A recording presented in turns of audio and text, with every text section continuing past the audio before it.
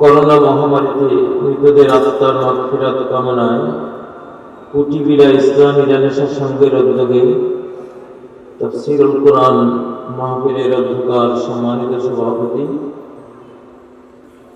আজকের এই অনুষ্ঠানের সম্মানিত প্রধান বক্তা জনাব মাওলানা ডক্টর ফয়জুল হক, বিশেষ মুফাসসিরিন ইকরাম, অন্যান্য উলামায়ে ইজম, সম্মানিত সুধী,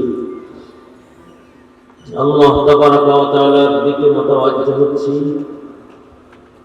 তার অভিমুখী হচ্ছি, কায়মান বাক্যে তার দিকে ধাবিত হচ্ছি,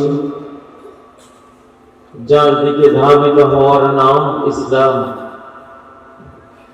মনকে যার অভিমুখী করার নাম ইসলাম, দেহ সত্তাকে যার অভিমুখী করার নাম ইসলাম।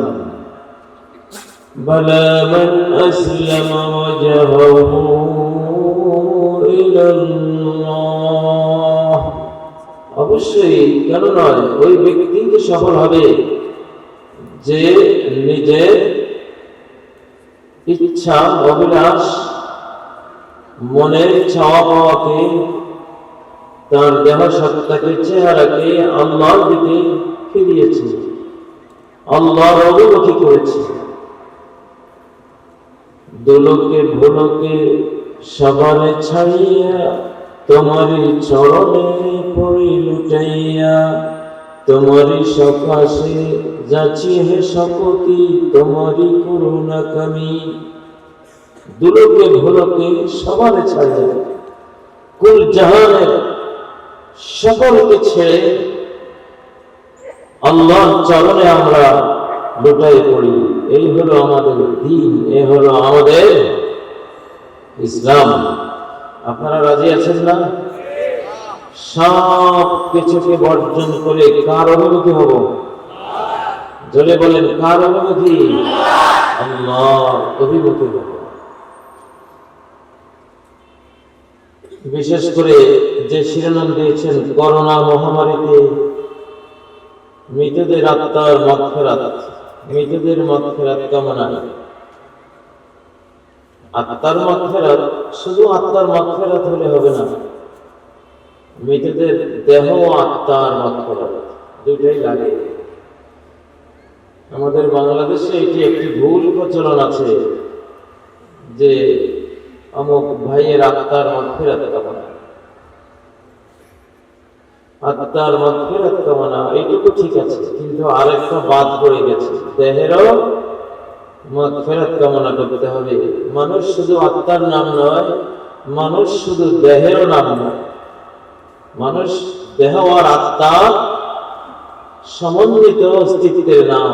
দুটো মিলেই মানুষ, দুটো মিলেই মানুষ। এই জন্য দেহের যেমন আত্মার যেমন মাগফিরাত প্রয়োজন, দেহেরও মাগফিরাত প্রয়োজন। এই জন্য শুদ্ধ হবে করোনা মহামারীতে মৃতদের মাগফিরাত কামনা।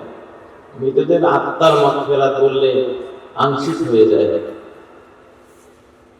প্রতিটি অঙ্গের মাগফিরাত লাগে, দেহের সামষ্টিক মাগফিরাত যেমন লাগে, দেহের প্রতিটি অঙ্গ প্রত্যঙ্গেরও মাগফিরাত লাগে।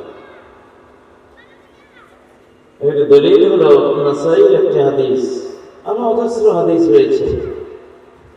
নাসাঈ শরীফে একটি হাদিস রয়েছে, ইযা তাওয়াদ্দাআল আবদুল মুসলিম ফাগাসালা ইয়াদাইহি ফারাজাত মিন ইয়াদাইহি কুল্লু খাতিআতিন বাতাশাতহা ইয়াদাহ।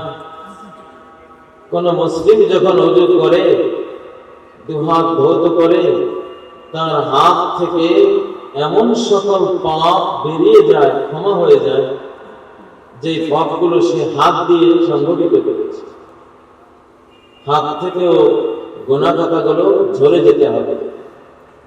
এইভাবে চেহারা যখন ধৌত করে, খরাজাত মিন ওয়াজহিহি কুল্লু খাতিআতিন নাযারা ইলাইহা বিআইনিহি, তার চেহারা ধৌত করলে চেহারা থেকে ওই সব পাপ বেরিয়ে যায় যেগুলো দুই চক্ষু দিয়ে সে উপার্জন করেছে।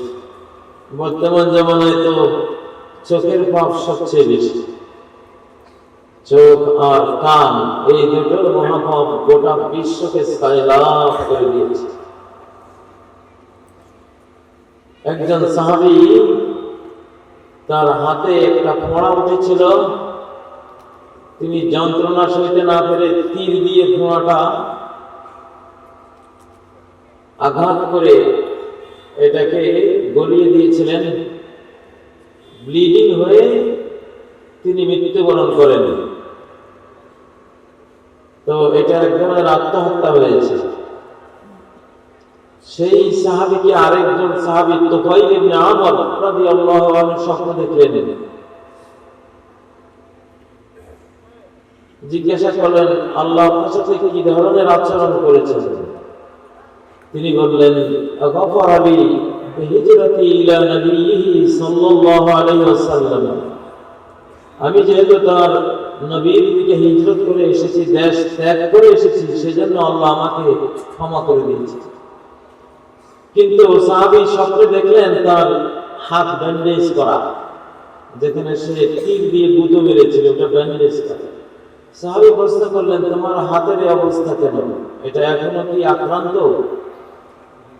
মৃত সেই সাহাবী উত্তর দিলেন, কিলা লি লাম নুসলিহা মিনকা মা আফসাদতা, আল্লাহর পক্ষ থেকে আমাকে বলা হয়েছে যে তুমি হাতে ধরে ইচ্ছা স্বেচ্ছায় যেটা নষ্ট করেছো, আঘাত করেছো, এটা আমি ইসলাহ করে দেব না, এটা ঠিক করে দেব না, আল্লাহ জানিয়ে দিয়েছে। তুমি কেন গুঁতো মেরেছো? এখানে গুঁতো মেরে এটাকে এইভাবে তুমি ব্লিডিং করে মৃত্যুর করে ঢলে পড়েছো কেন? অন্যায় করেছো, এটা এইভাবে থাকবে। সাহাবী এসে নবী সাল্লাল্লাহু আলাইহি সাল্লামকে যখন স্বপ্নটি বললেন, তখন নবীজি বললেন, আল্লাহুম্মা ওয়ালিয়াদাইহি ফাগফির, আল্লাহ তার দুহাতকেও আপনি ক্ষমা করে দিন। তাহলে বুঝা গেল আমাদের দেহের অঙ্গ প্রত্যঙ্গেরও ক্ষমার প্রয়োজন আছে, আছে কি না? সেই জন্য করোনা মহামারীতে মৃতদের মাগফিরাত কামনা, যারা মরে গেছেন তারা তো ঈমান থাকলে শহীদি মরণ হয়েছে ইনশাআল্লাহ। মহামারীতে যারা মারা যায় ঈমান থাকলে তারা কি শহীদ, শহীদি মরণ তাদের নসিব হয়েছে থাকে। আর ঈমান না থাকলে তো প্রশ্নই আসে না। এই পৃথিবীটা আমাদের জন্য পারাপারের ঘাট, পারাপারের ঘাট। এটা একটা রেল স্টেশন, এটা একটা বিমানবন্দর, ঠিক নয় কি? বিমানবন্দর। আমরা পৃথিবীতে এসেছি একদিনের জন্য, এক দুপুরের জন্য, 1 ঘন্টার জন্য। কয়দিনের জন্য? একদিনের জন্য এসেছি, এক দুপুর, এক বেলার জন্য এসেছি, 1 ঘন্টার জন্য এসেছি। কয়টা কথা? 3টে কথা বললাম। একদিনের জন্য এসেছি, 1 বেলার জন্য এসেছি, 1 ঘন্টার জন্য এসেছি। তিনটাই কোরআনে আছে। তিনটাই কি? 100 বছর বাঁচলেও আখিরাতের মহাকালের তুলনায় একদিন। 309 বছর গুহাবাসীরা গুহায় থাকলেও তাদের কাছে মনে হয়েছে একদিন, এক বেলা। 309 বছর ঘুমাবার পরে প্রশ্ন করা হলো, কত কাল তোমরা ঘুমিয়েছ? ওরা বলল, ক্বালু লাবিসনা ইয়াওমান আও বা'দা ইয়াওম, একদিন অথবা একদিনের কিছু সময় থেকেছি। এটা তো তাদের উক্তি। আল্লাহ কি বললেন? ওয়ালাবিসু ফি কাহফিহিম 300 সিনিনা ওয়াজদাদু 9। তারা ওই গুহায়, যেটাকে তারা একদিন বা এক বেলা বলেছে, আসলে তারা ওখানে ছিল 309 বছর। নূহ আলাইহিস সালামের যুগ থেকে, সেই আদমের যুগ থেকে দুনিয়ার প্রথম দিনগুলোতে মানুষ বাঁচত 1000-1500 বছর।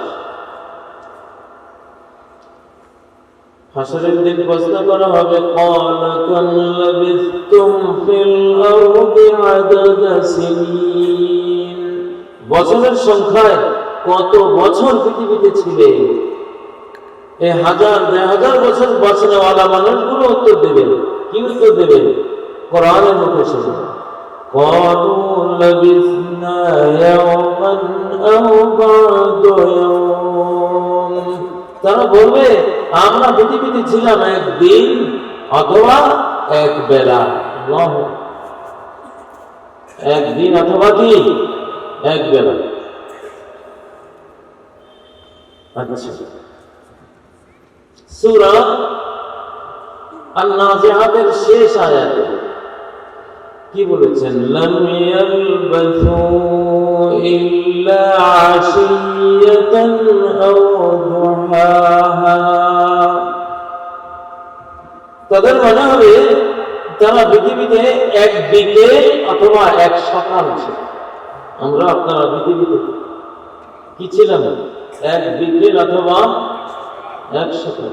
এই এক বিকাল আর এক সকালে ফলাফল ভোগ করতে হবে অনন্ত অনন্ত অনন্তকাল। শেষ হবে না, শেষ হবে না, শেষ নাই, নাই তো নাই। অথচ ফলাফলটা কতটুকু সময়? এক বিকেল এক সকাল। 1 ঘন্টার কথা আরেক আয়াতে বলেছেন, লাম ইয়ালবাসু ইল্লা সাআতাম মিন নাহার। হাসরের ময়দানে মানে হবে পৃথিবীর মানুষগুলো যত দীর্ঘ অথবা যত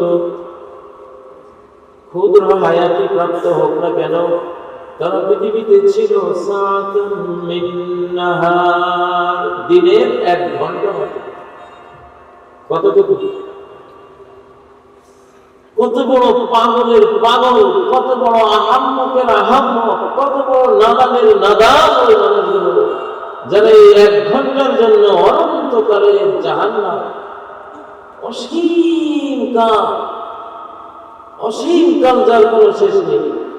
যদি এই মহাবিশ্বকে, মহাশূন্যকে সরিষার দানা দিয়ে ভরে দেওয়া হয়, আর একটা কবুতরকে বলা হয় 1 কোটি বছর পরে একটা সরিষার দানা খাবে, তাহলে কত অযুত নিযুত লক্ষ কোটি বিলিয়ন ট্রিলিয়ন বছর লাগবে এই মহাশূন্য ভরা সরিষার দানাগুলো শেষ করতে, ঠিক নাকি? কিন্তু একদিন এগুলো শেষ হয়ে যাবে, জীবন শেষ হবে। কত বড় আফসোস! ويوم يعض الظالم على يديه يقول يا ليتني اتخذت مع الرسول سبيلا। যেদিন এই যে 1 ঘন্টার জীবনকে যারা সুখের পিছনে, ভোগের পিছনে, দুনিয়া নাচ গানের পিছনে, দুনিয়া ভোগ বিলাসিতার পিছনে, হারাম অবৈধ জিনিসের পেছনে ব্যয় করে দিয়েছে, তারা 2 হাত কামড়াবে হাসরের ময়দানে। ইয়াদুল যালিমু আলা ইয়াদিহি, দুধের ছোটে, আফসোসের ছোটে 2 হাত কামড়ে রক্তাক্ত করবে। ইয়া লাইতানি ইত্তাখাযতু মা'আর রাসূল সাবিলা, হায় রে, রাসূলের সাথে যদি রাস্তা ধরে, সিরাতে মুস্তাকিম ধরে ওই ক্ষুদ্র জীবন 1 ঘন্টার জীবনটা চলতাম, আজকে এই মহা শাস্তি, অনিশেষ শাস্তির মুখোমুখি হতাম। ও ভাইয়েরা, দেহের উপরে নিয়ন্ত্রণ আমরা হারিয়েছি, দেহ আর আমাদের নাই। দেহ এখন করোনার হাতে ন্যস্ত। আমাদের সবার দেহগুলো আল্লাহ করোনার হাতে দিয়ে দিয়েছে।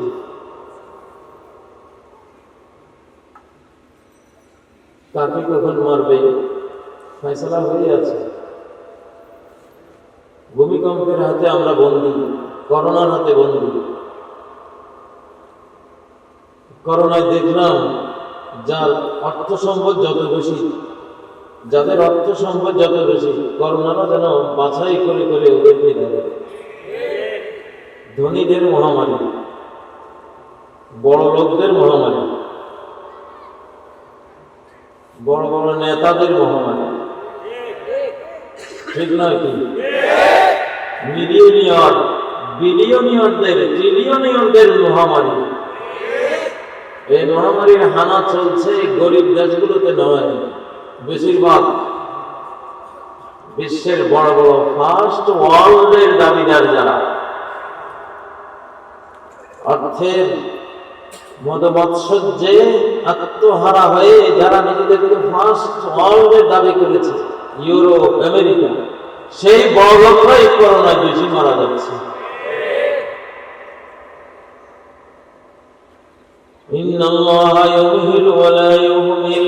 আল্লাহ সুযোগ দেন, ছেড়ে দেন না। যখন ধরেন লেসকা ধরা ধরেন না, ফসকা ধরা ধরেন না, শক্ত ধরা, কঠিন ধরা ধরেন।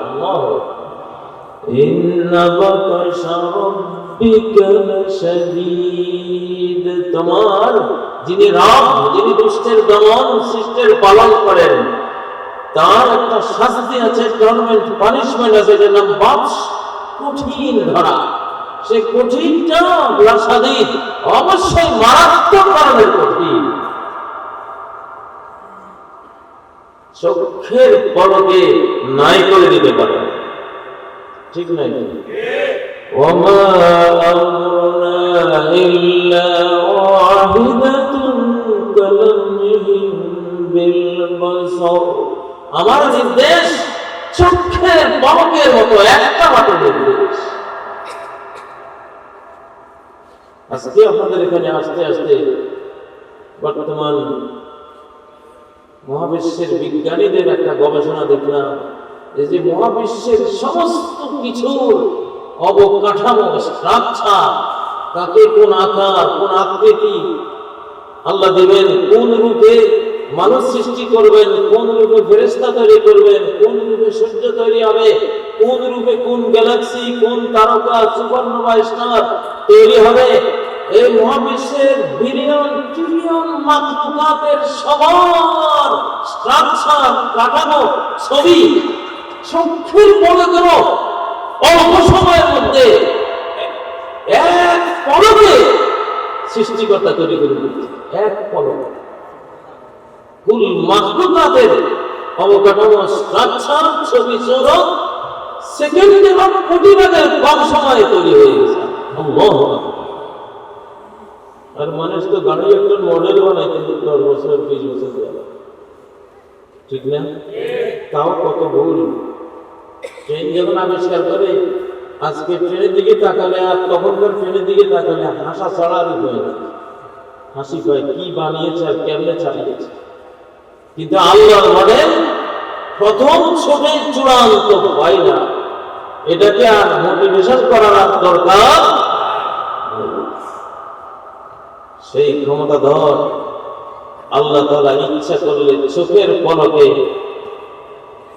কাউকে আমির বানাতে পারেন, ফকিরকে আমির বানাতে পারেন, আবার আমিরকে ফকিরও বানাতে পারেন, জীবিতকে মুর্দা বানাতে পারেন, মুর্দাকে জিন্দা বানাতে পারেন। পারেন কিনা?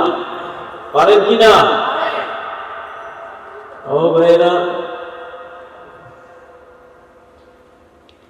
করোনার হাতে বন্দী। করোনা আসে কেন?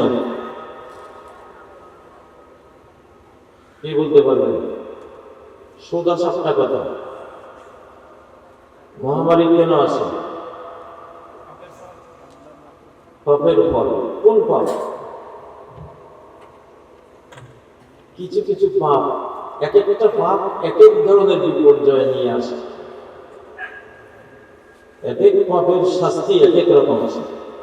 যেমন রুমি বলেন, আবরনায়াদ আজফায়ে মানে যাকাত ওয়াজজিনা উফতাদ ওয়াবান দারজাহাত। বৃষ্টি বন্ধ হলে বুঝতে হবে মানুষ যাকাত দিচ্ছে। যাকাত না দিলে কি হয়? বৃষ্টি বন্ধ হয়ে পৃথিবী মরুভূমিতে রূপান্তরিত হয়।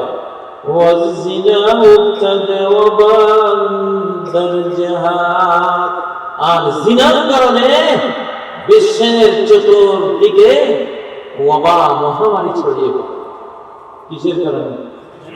জিনা। এক কথায় করোনার কারণ শরিয়া বিশ্লেষণ করে দিল। করোনার কারণ কি? জিনা বেড়েছে। করোনার কারণ কি? জিনা বেড়েছে। কার কথা? আল্লাহ রাসূলের কথা। রাসূল সাল্লাল্লাহু আলাইহি সাল্লাম বলেন, লাম ইয়াযহারিজ জিনা ফি কওমিন ইল্লা ফাশা ফীহিমুল মাউত। যে কোনো জাতির মধ্যে জিনা ছড়াবে তাদের মধ্যে মহামারী ছড়িয়ে পড়বে। জিনা ছড়ালে মহামারী ছড়িয়ে পড়ে। ও ভাইয়েরা, আল্লাহ তাআলা কতগুলি পাপ কঠিনভাবে ঘৃণা করে। শিরক, মানব হত্যা অন্যায়ভাবে এবং জিনা একসাথে উল্লেখ হয়েছে কোরআনে। তিনটা জিনার পাপে করোনা আসছে। বাইহাকীর হাদিসের মধ্যে নবীজি বলেন, লাম তাযহারিল ফাহিশাতু ফি কওমিন ক্বাত্তু হাত্তা ইউলিনু বিহা ইল্লা ফাশা ফীহিমুত তাউন ওয়াল আওজা'উ আল্লাতী লাম তাকুন মাযাত ফি আসলাফিহিমুল লাযীনা মাদাউ। যখনই কোনো অশ্লীলতা, বেহায়াপনা, জিনা বিচার কোন সমাজে ছড়িয়ে পড়বে, ছোট বড় নারী পুরুষ সব এই মহামারী, এই ব্যাধিতে আক্রান্ত হয়ে পড়বে, তখন তাদের মধ্যে আক্রান্ত হবে, ছড়িয়ে পড়বে তরণ মহামারী, ওয়াল আওজা, এমন সব রোগ ব্যাধি, ডিজিজ, যে ডিজিজগুলো, মহামারীগুলো, ব্যাধিগুলো লাম তাকুন ফি আসলাফিহিম আল্লাযীনা মাদাউ, তাদের ওই সব পূর্বপুরুষদের মধ্যে ওগুলো কখনো ছিল না যারা পৃথিবী থেকে চলে গেছে, সেই যুগে ছিল না, কিন্তু ব্যভিচারের কারণে এটা আসবে। কোন বাপের বেটার সাধ্য নাই করোনা মুক্ত বিশ্ব গড়ে এই জিনা ব্যভিচার বন্ধ না করে। সকল সিনেমা হল বন্ধ হওয়া উচিত। সকল সিনেমা হল স্টপ করে দাও, এগুলোকে জুতার দোকান বানাই দাও। আলহামদুলিল্লাহ, অনেক সিনেমা হল এখন জুতার দোকান আমি দেখেছি। যদি সিনেমা হলকে জুতার দোকান না বানাও, বিদ্যালয়গুলো জুতার দোকান হয়ে যাবে কিছুদিন পরে, আর খোলার সুযোগ পাবে না। আল্লাহর দ্বারা সহজ না, অনেক কঠিন, অনেক কঠিন।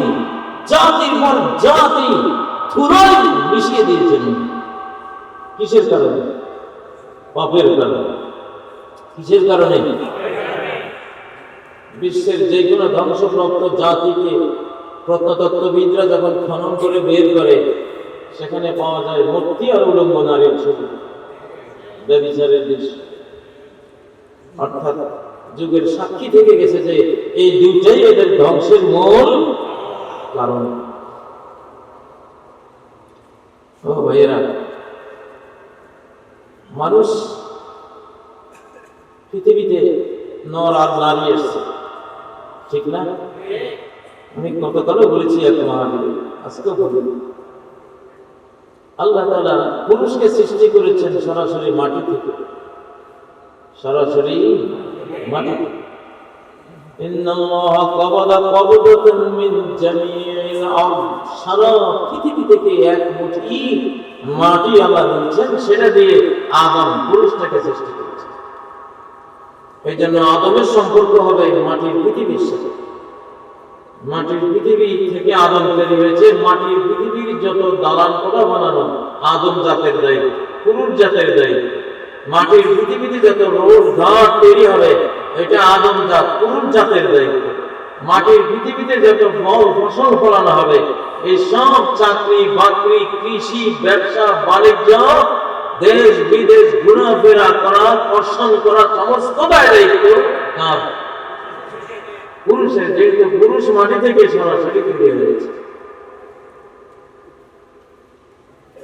الرجال قوامون على النساء সূরা নিসা 36 নম্বরে আয়াত থেকে নারীর উপরে কর্তৃত্বের একটা কারণ আল্লাহ বলেছেন, وَبِمَا أَنفَقُوا مِنْ أَمْوَالِهِمْ, যেহেতু পুরুষ জাতিরা নারী জাতির জন্য তাদের সম্পদ ব্যয় করে। সম্পদ উপার্জন কার দায়িত্ব?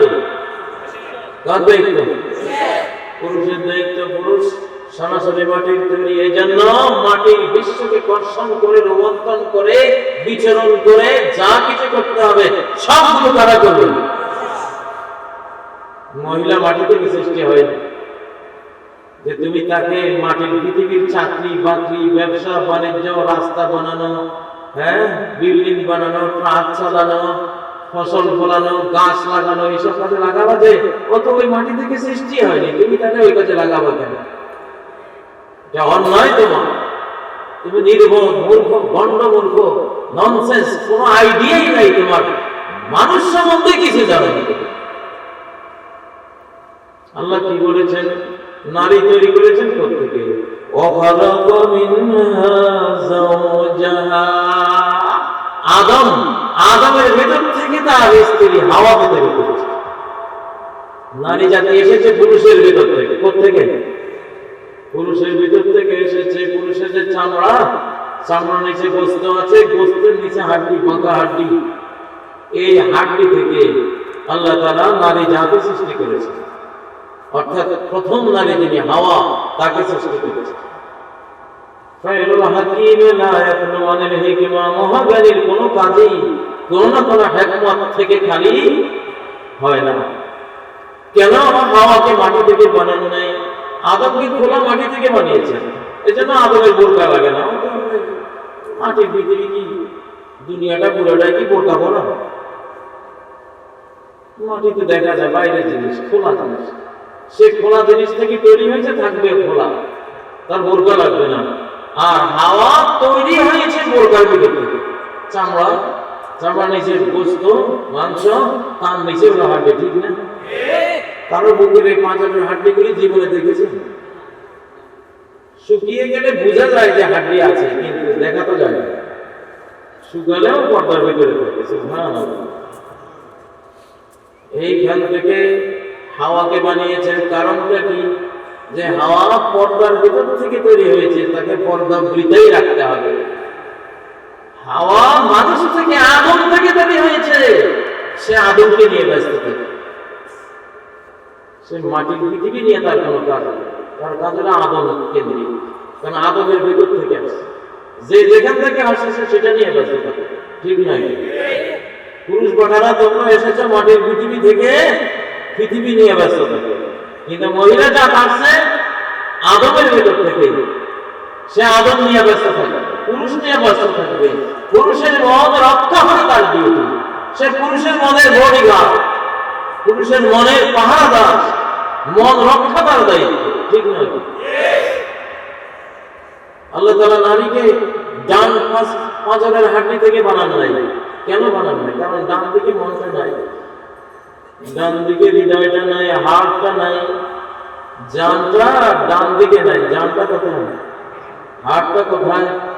বাম দিকে। এটার উপর থেকে হাওয়া বানাইছে। আমার কাজ হলো এইটা রক্ষা করা, আল্লাহ। ঠিক সেটাই আল্লাহ বলেছেন, লিতাসকুনু ইলাইহা, নারীর কাছে গিয়ে মনটা যাতে একটু শান্তি পায়। তোমার মনটা যাতে একটু স্ত্রীর কাছে গিয়ে শান্তি পায়। কত বড় নাদানের ঘরে নাদান এই যুগের মানুষগুলো, বেকুব যে কাকে বলে কোনো নম্বরে দিতে পারি না। এসব বেকুব আহাম্মক গাধা, গাধার দল।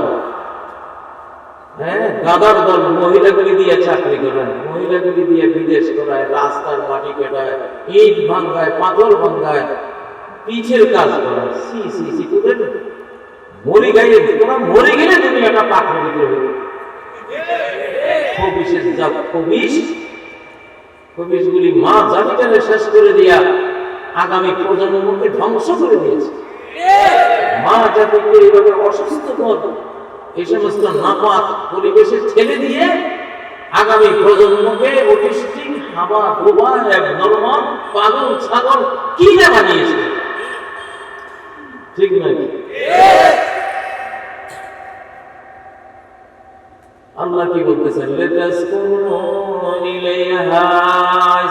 স্ত্রী বানাইছি, স্ত্রীর কাছে গিয়া বাইরের ক্লান্ত শ্রান্ত পরিবেশ থেকে এসেছ, কত কষ্ট করে এসেছ, কত ঝগড়াঝাটি করে এসেছ, যুদ্ধ বিগ্রহ করে এসেছ, আহত হয়ে এসেছ, একটা পা নাই, হাত নাই, গুলি লেগেছে এইখানে, এফোন ওফোন করেছে, কত যন্ত্রণা নিয়ে এসেছ।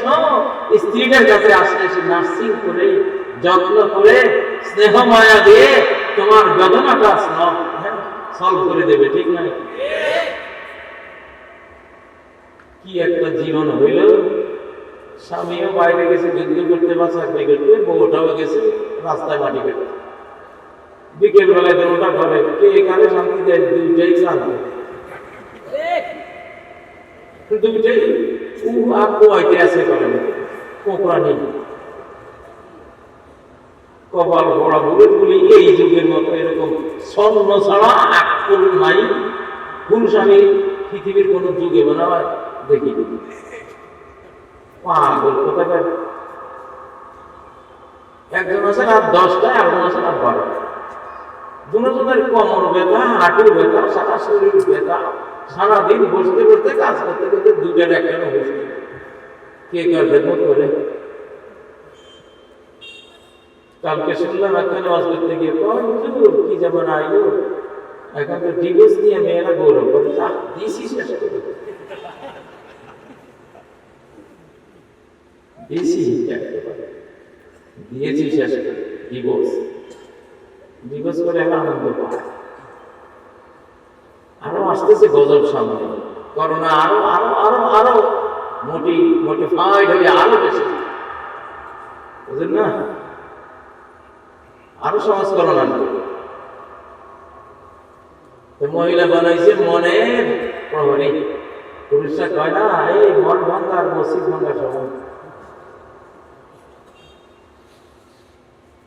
আল্লাহ মহিলাকে হার্টের উপরের হাড্ডি দিয়ে বানিয়েছে। সুবহানাল্লাহ, আল্লাহ কত হাকিম।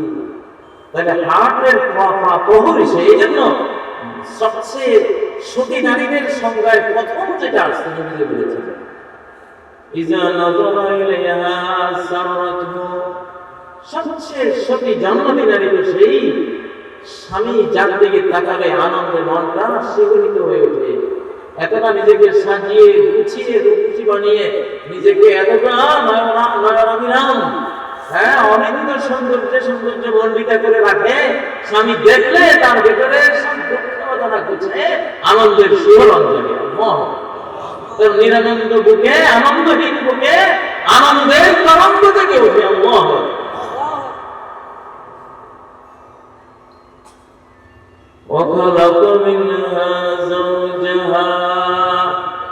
আল্লাহ কি বললেন যে আল্লাহ রাসূল বলেন বাঁকা হাঁটি থেকে তৈরি করেছে। কেন বাঁকাটা থেকে বানাবে? সোজা হাঁটি শরীরে ছিল না, বাঁকা। এই বাঁকা হাঁটি থেকে হাওয়া তৈরি হয়েছে। এই বাঁকা মোটা হলো আবেগ, হাওয়ার আবেগ, নারীর আবেগ, ইমোশন, বুঝেন না? এই বাঁকামির কারণে সে আবেগ। তুমি উত্তরে যাইতে বলে সে দক্ষিণে যাবে, দক্ষিণে যাইতে বললে উত্তরে যাবে, পূর্ব দিকে যাইতে বললে পশ্চিমে যাবে, তাড়াতাড়ি করতে বললে তাড়াতাড়ি রওনা হওয়া, আরো বেশি দেরি করবে, বুঝলেন না? সে একটু উল্টা পাল্টা করে। কিন্তু যখন তুমি পকেট থেকে 1000 টাকা নোট বের করে দাও, তা ঠিক হয়ে যাবে। এটা শাড়ি এনে দাও, ঠিক হয়ে যাবে। শাপলার হাটে তরমুজ বেচি 2 পয়সা করে দেই, পুতির মালার 1 ছড়া নিতে কখনো হতো না দেরি, ঠিক না? কত বাঁকা আবেগ, আবেগ আছে। পুতির মালা দেখে আবেগটা কন্ট্রোল করবে, এইবার তোমার সাথে সাই দেবে। এখন যদি আমার সোজা হাঁটি থেকে হাওয়াকে বানাই, তো এটা প্লাস্টিক, আবেগ নাই, ইমোশন নাই, আই লাভ ইউ নাই, এটা নিয়ে সংসার করা যায়? আহম্মকের ঘরের আহম্মকরা মহিলাগুলিকে উচ্চ শিক্ষিতা বানাইয়া উচ্চ অশিক্ষিতা বানিয়ে দিয়েছে। উচ্চ শিক্ষিতা মানে উচ্চ অশিক্ষিতা। কি আমাদের আহমদ শফী রাহিমাহুল্লাহ, আল্লাহ তাকে জান্নাতুল ফিরদাউসে ঠাঁই করে দিবেন, বলেন আমিন। উনি বলেছেন মেয়েদেরকে ক্লাস 5 পর্যন্ত পড়িয়ে ঘর সংসারে বেঁধে, ওইটা আসল বিদ্যা নয়, ওই বিদ্যাটা তাদের দরকার, ওখানে শেখো। এখনকার মেয়েরা অশিক্ষিত, এমএ পাস অশিক্ষিত, বিএ পাস অশিক্ষিত, ডক্টরের ডিগ্রি দেয়নি নারীরা অশিক্ষিত। আর আমার মা কিছুই জানতেন না, ক্লাস 1ও পড়েন না, যেগুলো উনি সুশিক্ষিত, উনি শিক্ষিত। আমাদের দাদিরা কোনো সার্টিফিকেটে নাই, ওনারাই সুশিক্ষিত। আমাদের নারীরাও কোনো সার্টিফিকেট নাই, তারাই সুশিক্ষিত। 10 সন্তানের মা হয়েছে, একটা ক্যাপসুল লাগে নাই। কতটা ক্যাপাসিটি, ক্যাপাবিলিটি, অ্যাবিলিটি তাদের। সারা ওয়ার্ল্ডের এখন গবেষণায় দেখা যায় অশিক্ষিত মায়েদের সন্তানরা বেশি প্রতিভাবান, ইন্টেলিজেন্ট, পাওয়ারফুল। আর উচ্চশিক্ষিতা মায়েদের বাচ্চাগুলি কাউয়াচ্ছা বাগাচ্ছা, কোটি কোটি অ্যাবনর্মাল, জিকা ভাইরাসে আক্রান্ত, পাগল ছাগল, বুঝেন না? কই আমি যে যুগের সন্তান, ওই যুগে কোনো মা এরকম হাবি যাবি জন্ম দেবে না। ওই যুগে সব মায়েরা অশিক্ষিত ছিল। কোটির মধ্যে অল্প হতো 1-2 হাজার এইসব বকবকানি শিক্ষা ওনারা স্কুলে বা কোথাও গিয়ে শিখেছে। ওনারা শিক্ষিত ছিলেন। শিক্ষিত শিক্ষিত শিক্ষা কাকে বলে? শিক্ষা দুইটা, একটা হলো ধর্ম শিক্ষা, এটা পড়ার মাধ্যমে শিখতে হয়। কোরআন এটা তুমি বানাইতে পারবে, এই জ্ঞান বানাবার সাধ্য সারা বিশ্বে কারণে এটা পড়তে হবে। ইকরা বিসমি রাব্বিকাল্লাযী খালাক, পড়ো তোমার রবের নামে যিনি সৃষ্টি করেছেন। এটা পড়তে হয়। এটা কি পড়তে হয়? ওয়ানা আতলুল কুরআন, আমি যাতে কোরআন তেলাওয়াত করি, ঠিক না? কি উতলু মা উহিয়া ইলাইকা মিন কিতাবি রাব্বিক, তোমার রবের যে কিতাব তোমার কাছে প্রেরণ করা হয়েছে এটা তুমি তেলাওয়াত করো। এটা পড়তে হয়, বুঝছেন? আর মানুষের লেখা বই না পড়লে কর্মশিক্ষা, ধর্মশিক্ষা আর কর্মশিক্ষা, কম্প্রিহেন্সিভ শিক্ষা, আর কিছু লাগে না।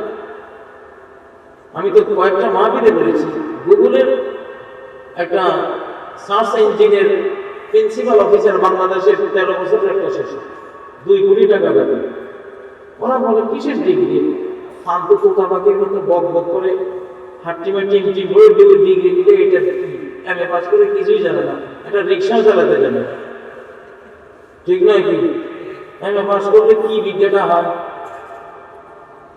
কোনো হয় কিছু? এমএ পাস করলে রিক্সা চালায়, আমার সাথে দেখা হয় মাঝে মাঝে। এমএ পাস কিছু কাজ জানে না, চাকরি তো একটার জন্য যদি বিজ্ঞপ্তি দেয় 1 লক্ষ দরখাস্ত করে, কয়টারে চাকরি দিবে? শিক্ষা কাকে বলে আমরা এটাই জানি।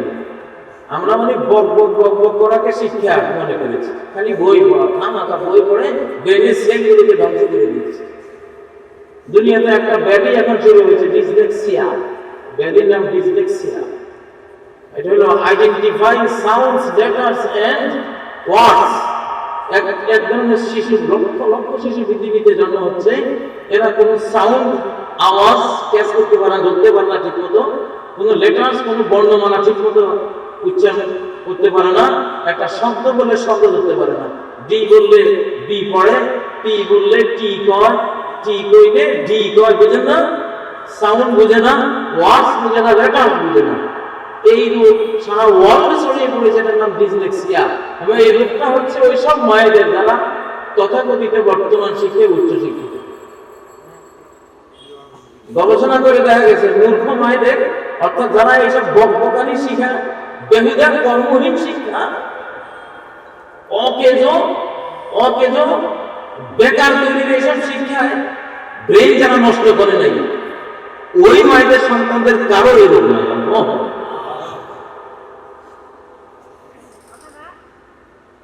এমএ পাস করে পুঁটি মাছ কিনে এনে বাজার থেকে দিলাম, আপনি দেখুন উঠতে জানেন। পুঁটি মাছের কেমনে একটু হাতড়া দেওয়া থাকে, হাতড়া ছিল চটচটি, চটচটি বানানো জানেন, নাম কয় নামও তো শুনি। ট্যাংরা মাছ কেমনে উঠতে হবে, শিং মাছ ধরে প্রথম ছোট 2-3টা কাটা খাইয়া শুয়ে রয়েছে দেখি। শিং মাছ আছে এত বিষয়টা তো জানেন, কি শিখলাম?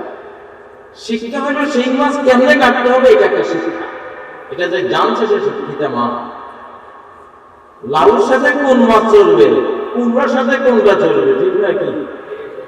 করলার সাথে মাছ দিলে কোন মাছটা বলতে পারে আর কিভাবে বলতে পারে, এগুলি শিক্ষা না, এগুলি আসল শিক্ষা।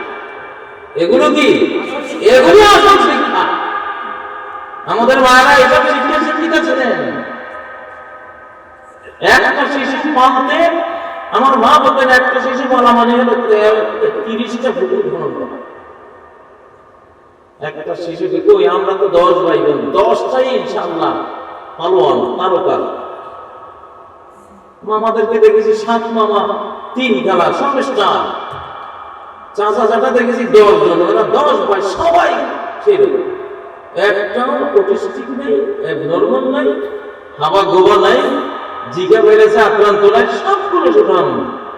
তোর মায়েরা সুশিক্ষিত ছিল, কি চরিত্রখান পবিত্র ছিল। ঘরের ভিতরে তারা মনের বডিগার্ড রূপে নিজেকে সেইভাবে রেডি করেছে। ঘরের ভিতরে সেই জোনে তারা থেকেছে, সেই জোনে থেকে যেভাবে মা জাতিটা তৈরি হওয়া উচিত ওইভাবে ওরা তৈরি হয়েছে। আর বর্তমানে মাগুলিকে বের করে দিয়ে অতিরিক্ত মা জাতি, সে তোমার ম্যাথমেটিক্সের কি বুঝে, সে তোমার কেমিস্ট্রির ঘোড়ার ডিম বুঝবে। সে ভুলে বলা মেয়ে লোকেরা যেগুলি 5 টাকা নোট একটা চিনতে জানহালা করা, তাদের পরিশ্রম করা লাগে। 5 টাকা নোটও কত মহিলা চিনে না, এগুলি নিয়ে আসছে মেশিনে, বুঝেন না? ব্রেনের উপরে এটা প্রেশার। এখন ব্রেন গবেষণা করে বলতেছে যে complex learning enhanced by challenge, inhibited by threat, যেগুলো কম্প্রিহেন্সিভ ভালো একটা শিক্ষা ব্রেনের উপরে যখন থ্রেট বোঝা চাপিয়ে দেওয়া হয়, তখন এটা ব্রেন নষ্ট হয়ে যায়। যাই হোক, আমি বলতেছিলাম করোনা থেকে বাঁচতে হলে মহিলাকে মনের প্রহরী বানাও, মনের ঘরের রিসিপশনিস্ট বানাও, গার্মেন্টসের রিসিপশনিস্ট বানায়। এখন আর বাঁচবো না, এখন কথা শক্ত করি, শক্ত করে না করলে আমিও বাঁচব। যেই মানুষটা এখন অন্যায়ের বিরুদ্ধে কথা বলবে না, তারে করোনা দেবে।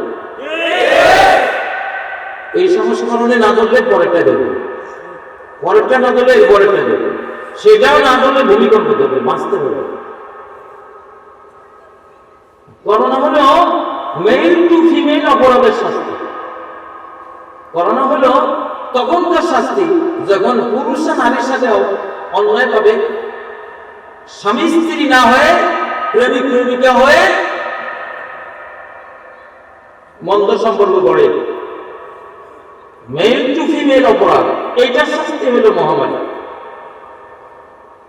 আর যখন ফিমেল টু ফিমেল, মহিলা মহিলাকে বিয়ে করা শুরু করে দিয়েছে, মেল টু মেল পুরুষ পুরুষকে বিয়ে করা শুরু করে দিয়েছে, এটার শাস্তি মহামারী না, এটার শাস্তি আরো ভয়াবহ। সেটা আসতেছে। সেটা কি? নবীজি বলেন, বাইনা ইয়াদাই সাআতি মাতানুন শাদীদ ওয়া বা'দাহু সানাতুজ জালাজিল। সহিহ হাদিস। কিয়ামতের আগে কঠিন মহামারী আসবে। এই মহামারীর পর্ব শেষ হলে পরে শুরু হবে সিরিজ ভূমিকম্পের বছর। একবারে তলিয়ে দেবে, ধুলায় মিশিয়ে দেবে। নিজের 10 তলা বিল্ডিং এ গোরস্থান, এখান থেকে আর কারো লাশ বের করার কোনো সুযোগ হবে না। সেটা আসছে।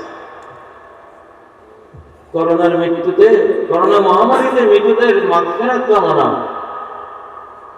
তার আগে আমার মনে হয় আরেকটা কথা বলা যায়, করোনা মহামারী থেকে তওবা করার জন্য জীবিতদের তৌফিক কামনা। কি জীবিতদের তৌফিক কামনা। মরার জন্য দোয়া করতেও আগে জিন্দার জন্য দোয়া করে সারতে হয়। মরার জন্য দোয়া করতে আগে নিজেরটা করতে হয়, মরারটা আগে দোয়া করার নিয়ম নাই শরীয়তে। ربنا اغفر لنا ولإخواننا الذين سبقونا بالإيمان। আমাদের রব আগে আমাদেরকে ক্ষমা করেন, তারপরে আমাদের ওই ভাইদেরকে ক্ষমা করেন যারা আমাদের আগে ঈমান নিয়ে পৃথিবী থেকে বিদায় হয়েছে। আল্লাহ আগে কার? আগে নিজের। জানাজার দোয়ার মধ্যে কি আগে মুর্দার কথা না জিন্দার কথা?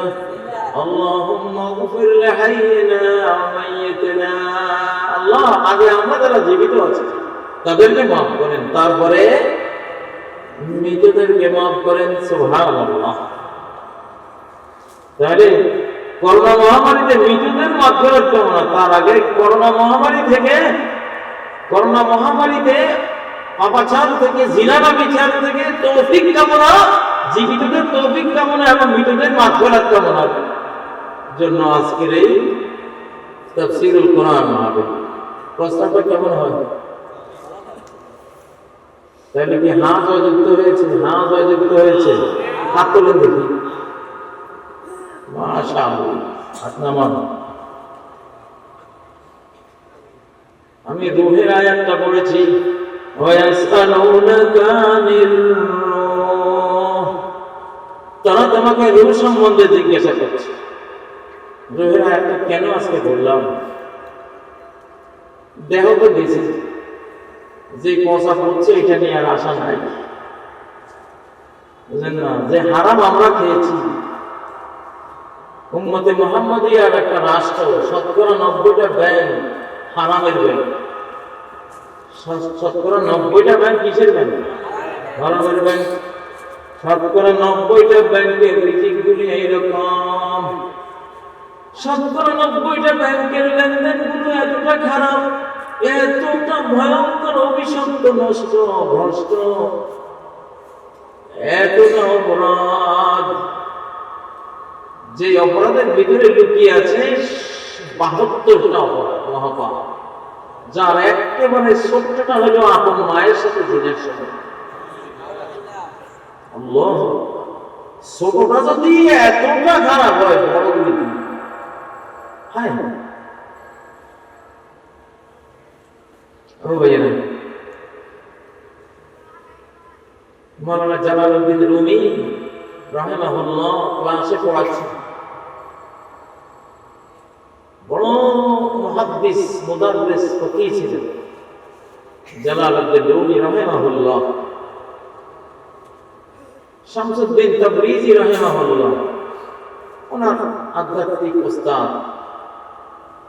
মাথার মধ্যে হালুয়া, মিষ্টি বিক্রি করে, হালাল খায়, হালাল রুজিয়া, নিজের হাতে হালুয়া তৈরি করে বিক্রি করে সংসার চালাতে দিচ্ছে। এক টুকরো মিষ্টি মাওলানা জালালউদ্দিন রাহিমাহুল্লাহ ওস্তাদকে দিয়ে উনি খাইলেন। খাওয়ার পরে আর ওখানে বসতে পারতেছে না। কি রুহানিয়ত, কি আধ্যাত্মিকতা, হালালের কি পাওয়ার তার ভিতরে জন্ম নিল যে ক্লাস ছেড়ে শামসুল তাবরিজির পিছনে ছুটলেন। ছুটে গিয়ে টোটাল মানুষটা চেঞ্জ হয়ে এক আধ্যাত্মিক ওলি আল্লাহ হয়ে, আমাদের ধারণা যেটা, আমরা ওনাকে যেটা বুঝি, বিশাল বড় 70 হিজরির মানুষ। আজও তার লেখা বাস্তবে বিশ্বের কত ভাষা, উর্দু, ফার্সি, ইংরেজি সব কত ভাষায় অনুবাদ হয়, আরবি ভাষায় অনুবাদ হয়ে পড়ানো হচ্ছে। এক টুকরো মিষ্টি হালাল, হালালের অর্থ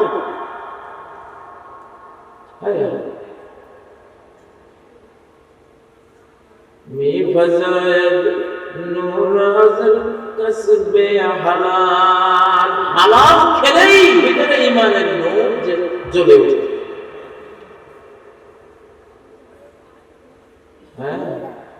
হালাল খেলে আখিরাতের দিকে সবরের চেতনা, ভাবনা, প্রেরণা ভিতরে জন্ম। হালাল রিজিক খেলে পরকালমুখী চেতনা তৈরি হয়ে যাবে। ভিতরে ইলম হিকমত জন্ম হয় হালাল ফিজিওলজিক্যাল। আমরা তো বডি আছে, আমাদের আছে না নাই? হালাল খাবার খেলে আখিরাতের চেতনা আসে, হালাল খাবার খেলে সাত আসমানের উপরে চলে যাওয়ার প্রেরণা আসে, হালাল খেলে জান্নাতুল ফেরদাউস পাওয়ার পরিকল্পনা তৈরি করে, হালালটা তৈরি করে। আর হারাম খেলে নিম্নমুখী চেতনা তৈরি হয়, নিচতা তৈরি হয়, হীনতা তৈরি হয়, নিকৃষ্টতা তৈরি হয়, আসফালা সাফিলিনে পতিতা হওয়ার চেতনা তৈরি হয়। আদম যখন জান্নাতে এই হারামটা খেয়েছিলেন, কে খেয়েছিলেন? আদম আর হাওয়া। আদম আর হাওয়া নিচে আসলেন কেন? ঊর্ধ্ব জগতের জান্নাত থেকে নিম্ন জগতে কেন অধঃপতন হলো? তাদের ডিমোশন কেন হলো? এই ডিমোশনের পেছনে একমাত্র দায়ী যে জিনিসটা ছিল সেটা কি ছিল? হারাম।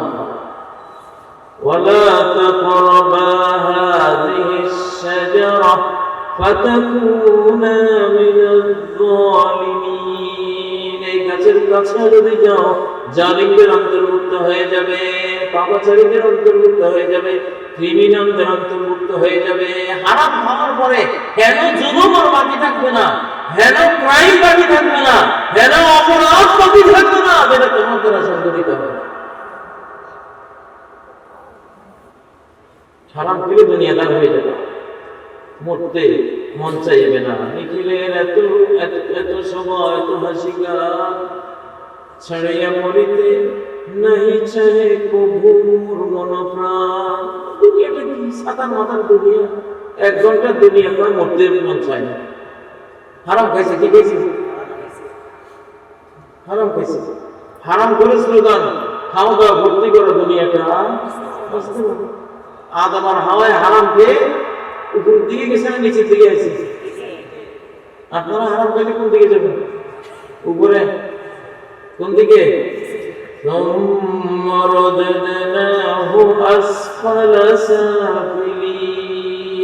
এই কসমটা, এই কসমের বক্তব্যটা দেওয়ার আগে আমরা একটা খাদ্য, দুইটা খাদ্যের উল্লেখ করে কসমটা করেছি। আল্লাহু আকবার। 3 জায়গায় প্রসঙ্গ, দুইটাই খাবার, দুইটাই কি খাদ্যের সাথে তোমার আহসানে তাকওয়িম আলা ইলিয়িন উর্দুদের উর্দুতমে পৌঁছা সম্পর্ক আছে। এই খাদ্যের সাথে আসমানা সাবিলের দেওয়া সম্পর্ক আছে। আল্লাহু আকবার।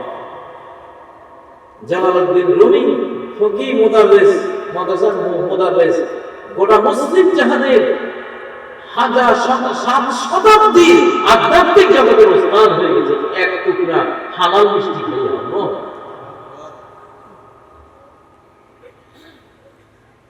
আজকে আমরা এত নষ্ট হয়েছি কেন? যেই মহিলা আমি যেখানে দেখি উলঙ্গ, অর্ধ উলঙ্গ, শার্ট প্যান্ট, আমার বুঝতে বাকি নেই হারাম করছে। হারাম করার কন্যা বা নিজে হারাম করে, বুঝেন না? হারাম কেমন কেন? স্ত্রী দিয়ে চাকরি করে, সে পর্দা করে না, সে বোরকা করে না। আপনার রোজির সাথে হারাম জড়িয়ে গেল, বেতনের সাথে হারাম জড়িয়ে গেল, জিনার হারাম জড়িয়ে গেল। চুরি করে এনেছেন 1 কেজি চাল, চালটা তো পবিত্র, পাক পবিত্র খাবার, ঠিক নয় কি? চুরি করা 1 কেজি চালের মধ্যে কোনো পেশাব পড়েছে, অন্য কোনো নাপাক পড়েছে, তো এটা হারাম হলো কেন? এই পাক পবিত্র জিনিসটা পাক অবস্থায় হারাম কেন? আরেকজনের হক জড়িয়ে গেছে, আরেকজনের হক জড়িয়ে গেছে, এই জন্য হারাম।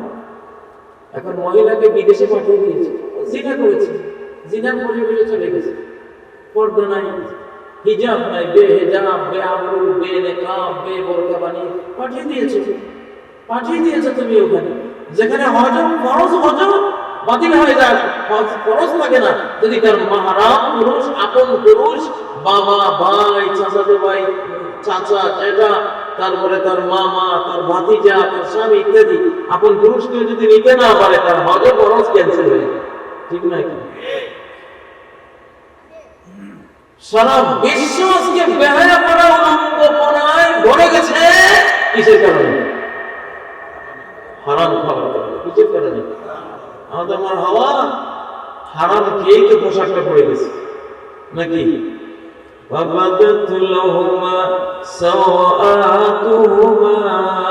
তাদের লজ্জা অঙ্গ প্রকাশ পেয়ে গেছে, উলঙ্গ হয়ে গেছে। কিসের কারণে? হারাম করা। আজকে যত উলঙ্গপনা সবগুলোর পিছনে হারামে কি আছে? সম্পর্ক আছে। এই হারামখোর জাতি আমাদেরকে হারামখোর বানিয়েছে হারামখোর ব্রিটিশরা। এই উপমহাদেশকে হারামখোর জাতি হিসাবে বানিয়ে দিয়েছে ব্রিটিশরা। এই হারামখোরেরা এই দেশে এসে দেশ দখল করে বাজারে বাজারে সর্বত্র সুদি কারবার ছড়িয়ে দিয়েছে। ওরা বুঝে যে হারাম না খামালে পবিত্র মুসলিম জাতির সাথে যুদ্ধ করে পারবো না। এই জন্য নিজেদের সাথে তারা ইস্ট ইন্ডিয়া কোম্পানি, রকচাইল্ড ফ্যামিলি, যার হাতে প্রায় 99% সম্পদ বন্দী, এদেরই কোম্পানি ইস্ট ইন্ডিয়া কোম্পানি সুদি মহাজনে নিয়ে আসছে এই বাংলাদেশে, সুদ ঢুকিয়ে দিয়েছে। যে সুদ ঢুকলো সাথে সাথে জিনার পাপ নিষিদ্ধ করবে, ঢুকে গেল। কোন বাজারের অ্যাপ্লিকেশন যদি ব্রিটিশকে করা হতো, ব্রিটিশ রাজকে করা হতো, ওরা বলতো বাজার করতে পারবা কিন্তু একটা নিষিদ্ধ বদলে দিতে হবে। বুঝেন না? সুদ হারাম ঢুকছে, তার সাথে নিষিদ্ধ বদলে ঢুকেছে। হারাম রিজিকের সাথে হারাম আচরণ জড়িয়ে আছে। তাহলে বিশ্বব্যাপী করোনার একটা সমীকরণ যদি করি, কিসের মূল উৎপত্তিটা কোত্থেকে হয়েছে? হারাম। এবং হারামের কারণে, হারাম জনিত কারণে উলঙ্গপনা, বেহায়াপনা, জিনা ব্যভিচার ছড়িয়েছে। তার প্রতিশোধ নেওয়ার জন্য করোনা এসেছে। করোনার আসল ভ্যাকসিন হলো হারাম বর্জন, জিনা বর্জন। এটা বর্জিত হলে করোনা আপনা হতে বিদায় হয়ে যাবে। ঠিক নয় কি? ও যুবকেরা, আল্লাহর ওয়াস্তে এসব মন্দ পথ থেকে বেড়ে আসা মহিলাগুলির ঘরে ঢুকাও। সন্তানকে ডিসলেক্সিয়া, বকবকানি শিক্ষার দরকার নাই। একটু বাংলা একটু ইংরেজি ঘরে বসে পড়তে পারে। তারপরে আরবি শিখাইয়া কোরআন বানায়, কোরআনের হাফেজা বানাই দাও, 30 ঘন্টা কোরআন পড়াই দাও। তারপরে মহিলার শিক্ষা দাও, ভাত রান্না করার শিক্ষা দাও, তরকারি বিভিন্ন হাজার আইটেম কিভাবে রাঁধতে হবে সেটা একটা শিক্ষা দাও। ঠিক নয় কি? সন্তান কিভাবে পৃথিবীতে আনতে হবে সেটা শিক্ষা দাও। স্বামীকে কিভাবে মন রক্ষা করতে হবে, মনের প্রহরী কিভাবে হতে হবে, কিভাবে আচরণ করলে সে জান্নাতে যাবে, স্বামীর মুখটা একটি জান্নাতের টুকরা হয়ে যাবে। এই শিক্ষাটাই বাস্তব শিক্ষাটা। কর্মহীন, উদ্দেশ্যহীন, লক্ষ্যহীন, খানামাখা বেকার পরিবেশের শিক্ষা আমি তো মনে করি করোনার কারণে বন্ধ হয়েছে। এটা বন্ধই থাক, জীবনে আর না গুলো, জীবনে আর না গুলো। আসল শিক্ষাটা আসল। ঠিক নয়? কর্মশিক্ষা আসল। আমাদের বাংলাদেশ সরকার টেকনিক্যাল স্কুল অ্যান্ড কলেজ সারা বাংলাদেশে তৈরি করার উদ্যোগ নিয়েছে। এটাই শিক্ষা, এটাই শিক্ষা। যে বাঙালি শিশুটা কোন সার্টিফিকেট ছাড়া 2 কোটি টাকা বেতন পায়, সে তার টেকনোলজি জানে, হাইটেক ইঞ্জিনিয়ার। আমি গোলায় গেলে আমার গাড়ি নিয়ে গেলাম, ইঞ্জিন চেঞ্জ করবো। ছোট্ট 2টা বাচ্চা, এতটুকু 9-10 বছরের বাচ্চা, আমার গোটা গাড়ি খুলে ইঞ্জিন ফেলে দিয়ে নতুন ইঞ্জিন লাগিয়ে সকাল থেকে বিকাল পর্যন্ত সব ঠিকঠাক করে মনে হয় যেন জাপানের টয়োটা কোম্পানির ইঞ্জিনিয়ার। সব কিছু করে চাবি দিয়ে স্টার্ট দিয়ে বলে এরাই তো শিখি। কে বলে বকবকানি শিখাইয়া পড়া হাইজাকার হয়? ঠিক না? কাজ তো নাই, খানা। আল্লাহ নবী বলেন, তোমার দুনিয়া তো সাহাবীরা, তোমরা তোমাদের দুনিয়ার বিশেষজ্ঞ আমার চেয়ে বেশি। সবাই কাজ জানে, ব্যবসা জানে, বাণিজ্য জানে, ফসল বলাতে জানে, ফল বলাতে জানে। ঠিক না কি? কৃষি জানে, ঘর বানাতে জানে।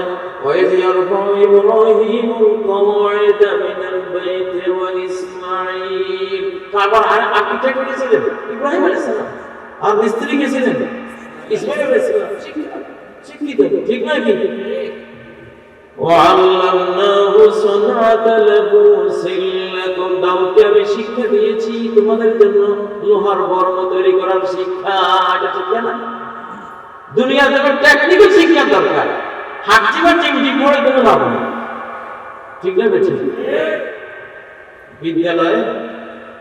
বিদ্যালয়ে রেখে বুড়ো বানিয়েছে। 20 টাকা রাষ্ট্র আছে ইসরায়েল, কোন ডিগ্রি বিগ্রি নাই এখন। আমেরিকা এখন ডিগ্রি ছুঁড়ে ফেলে দেয়।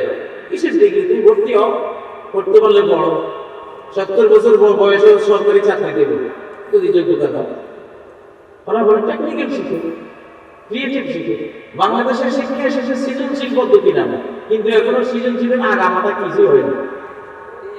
সৃজনশীল মানে সে একটা কিছু বানাবে, সে ক্রিয়েটিভ হবে, তৈরি করবে, এটা আমরা শিখি না। ইসলাম এটাই বলে, ইসলাম এটাই বলে কিছু বলো। সারাদিন বক বক করে ব্রেন শেষ। আল্লাহ তাআলা কোরআন, এই কোরআনটা এত বড় দিতে পারতেন যে কোরআনটা নিতে একটা ট্রাক লাগতো, ঠিক নাকি?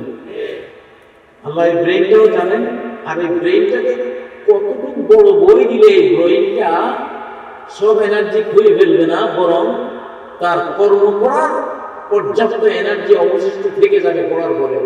আল্লাহ তাআলা এই বইয়ের পরিমাপটাও জানেন আর এই ব্রেনের পরিমাপটাও জানেন। আল্লাহ নবী চিরকাল এই কিতাব ছাড়া কোনো কিতাবে পড়েন না, সাহাবায়ে কেরাম এই বই ছাড়া কোনো বই পড়েন, ঠিক নাই?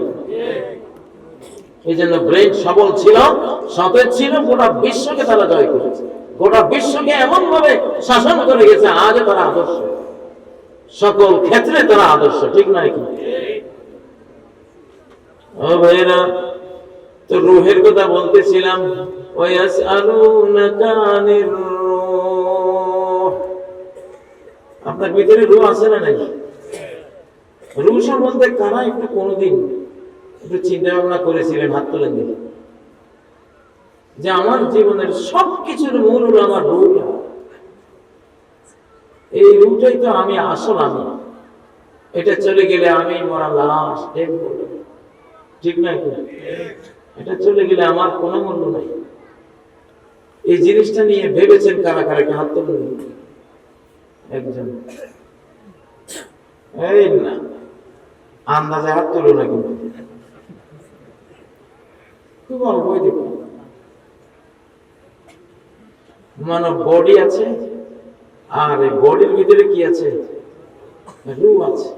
রূহটা হলো মায়ের পেটে থাকতে ফেরেশতার ফুকের মাধ্যমে আল্লাহর মাখলুক রূহটা তৈরি হয়ে আমাদের দেহে ঢুকে।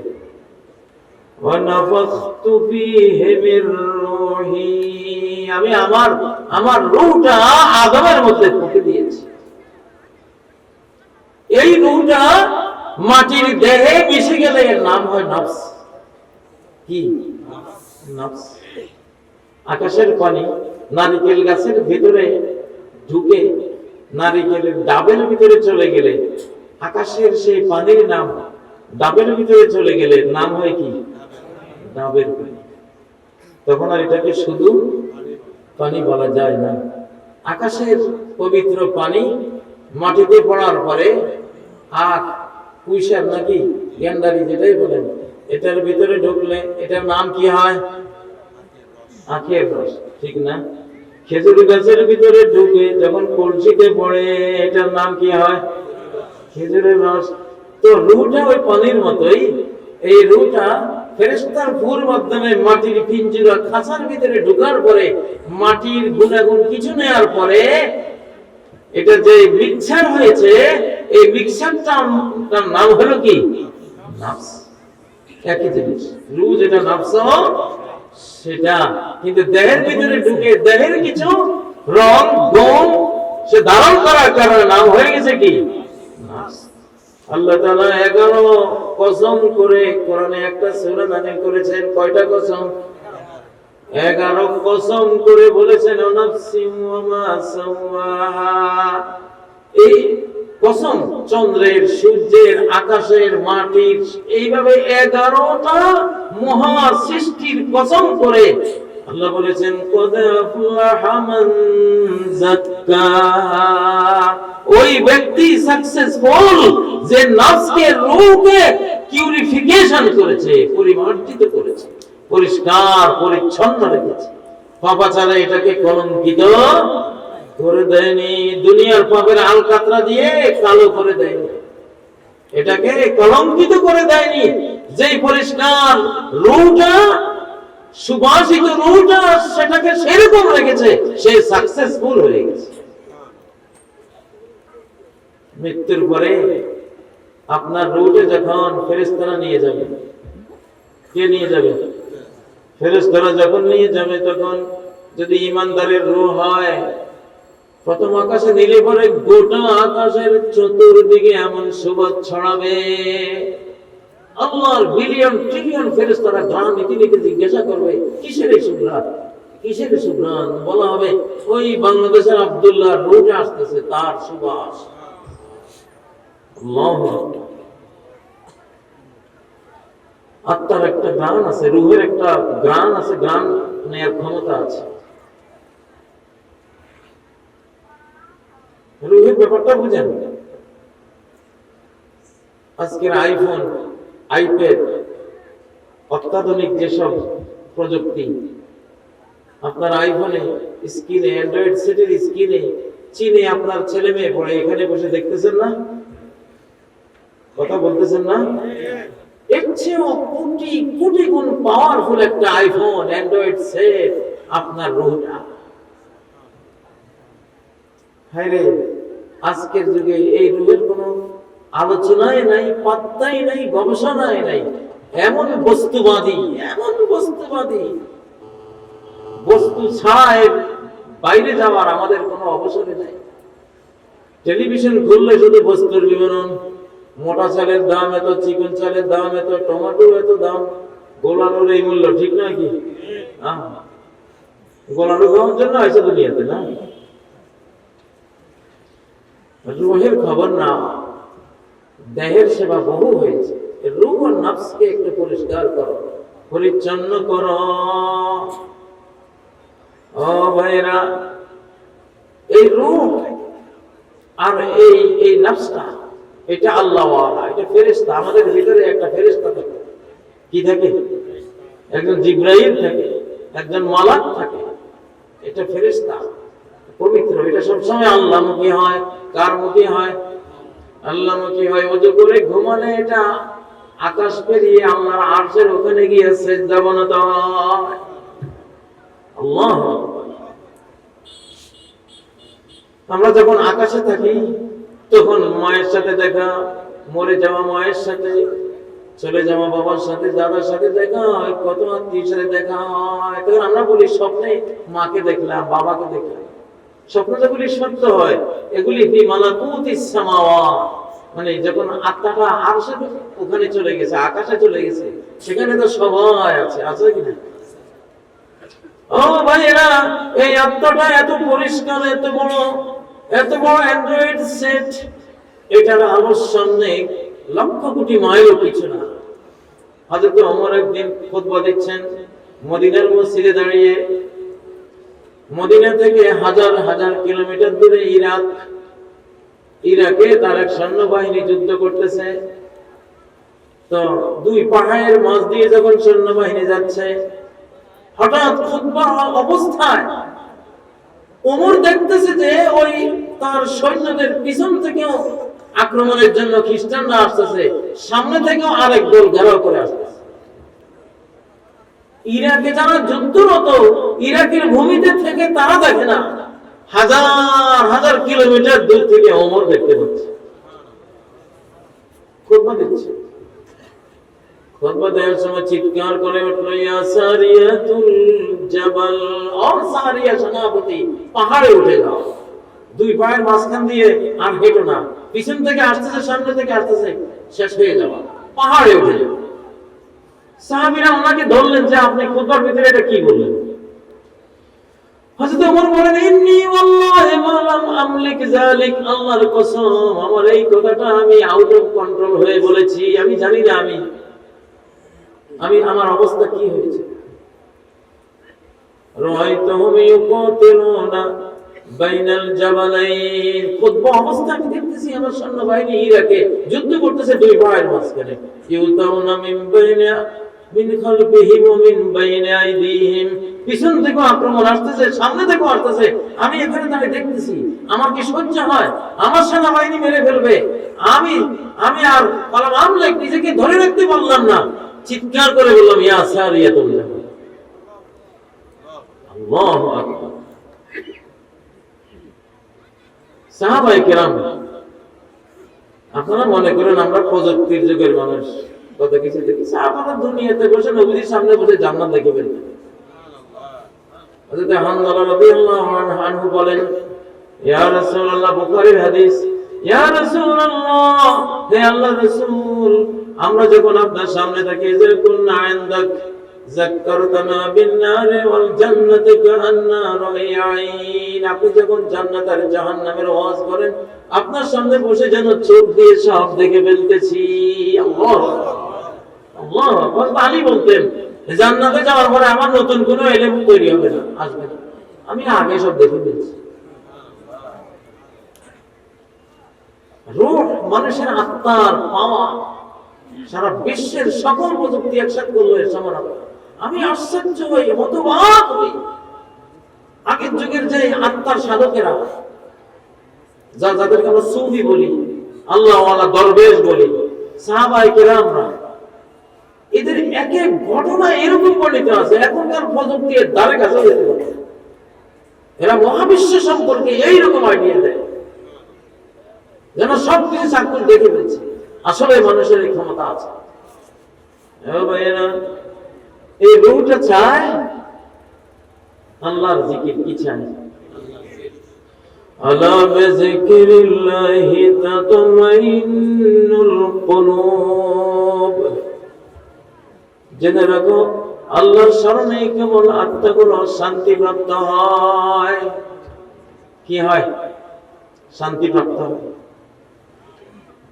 আত্মার সাধক মানুষেরা বাংলাদেশে বসে, আমেরিকায় বসা তাদের ছেলে মেয়েদের অবস্থা এখান থেকে